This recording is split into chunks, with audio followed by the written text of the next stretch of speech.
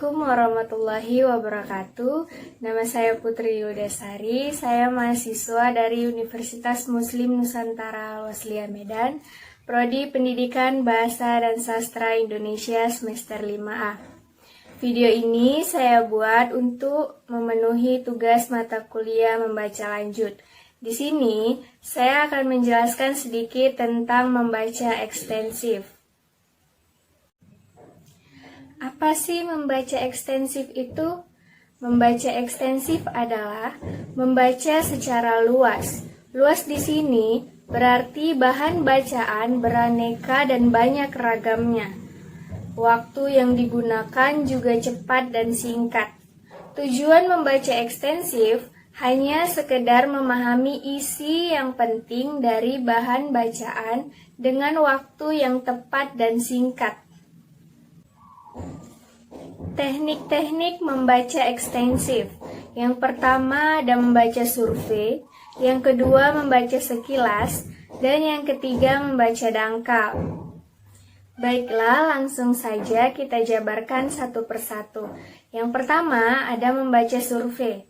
Survei adalah meninjau, meneliti, mengkaji, dan cara membaca bagian-bagian tertentu dari sebuah buku. Bagian buku yang disurvei adalah bagian awal, bagian isi, dan bagian akhir. Contoh, kita ambil satu buku. Di sini saya membaca buku Landasan Pendidikan. Jadi, kita survei bagian awal, yaitu bagian halaman, judul, kata pengarang, daftar isi, daftar tabel, daftar gambar, dan abstrak. Itu pun bila ada. Bagian isi yang kita survei adalah judul tiap bab, subjudul, bagan, diagram, grafik, tabel. Itu pun bila ada. Lanjut di bagian terakhir atau bagian akhir, yang kita survei adalah simpulan, daftar pustaka, dan indeks. Itu pun bila ada. Ini adalah contoh buku yang saya gunakan. Landasan Pendidikan oleh Hamzah B. Uno, Nina Lamatenggo.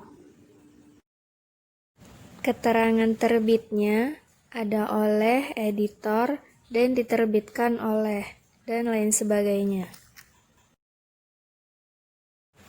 Ada prakatanya.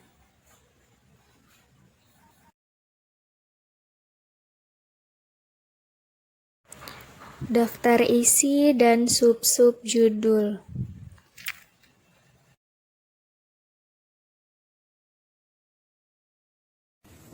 Yang kedua, ada membaca sekilas atau skimming. Skimming adalah sejenis membaca yang membuat mata bergerak dengan cepat, melihat dan memperhatikan bahan tertulis untuk mencari dan mendapatkan informasi secara tepat. Itu menurut Tarigan tahun 1990. Tujuan membaca sekilas atau membaca skimming ini yaitu memperoleh suatu kesan umum dari suatu bacaan, menemukan hal tertentu dari suatu bacaan. Saya ambil contoh dari potongan koran berikut ini. Singkatnya, potongan koran ini memberitakan tentang Hari HIV/AIDS sedunia dan menegaskan tentang jauhi penyakitnya, bukan orangnya.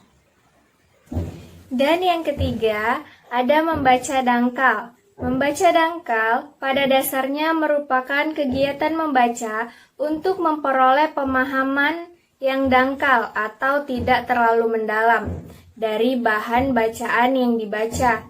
Jenis bacaannya pun benar-benar merupakan jenis bacaan ringan, misalnya majalah, novel, cerpen, dan lain sebagainya.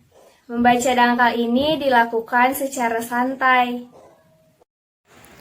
Ini contoh membaca dangkal, saya ambil contoh cerpen. Bacalah dengan santai. Judulnya Mari Bersedekah. Bu, hari ini hanya ini yang bisa Bapak kasih, Bu. Barang dagangan sedikit lakunya. memberikan uang belanja kebutuhan rumah tangga kepada istrinya. Iya Pak, setidaknya Bapak telah berusaha. Hari ini cukup rezeki dari Allah untuk kita makan. Besok sang suami berangkat lagi ke pasar untuk berjualan. Di tengah jalan, suami ini bertemu nenek yang sedang kebingungan. Ada apa, Nek? Apa ada yang bisa saya bantu? Tanya Pak Bejo. Nak, tolong, boleh saya minta uang kamu? Saya tidak ada ongkos untuk pulang, pinta nenek tersebut. Saya hanya punya ini, Nek. Apa cukup untuk nenek pulang? Mari sekalian saya antar ke terminal, ujar Pak Bejo. Terima kasih, Nak. Ini cukup. Semoga rezekimu selalu dilancarkan oleh Yang Maha Kuasa. Amin, Nek. Setelah mengantarkan nenek tadi, Pak Bejo kembali berjualan dan hari ini dagangannya banyak terjual. Alhamdulillah rezeki tak kemana. Tuhan Maha Adil, ujar Pak Bejo. Inilah contoh cerpen yang saya bacakan.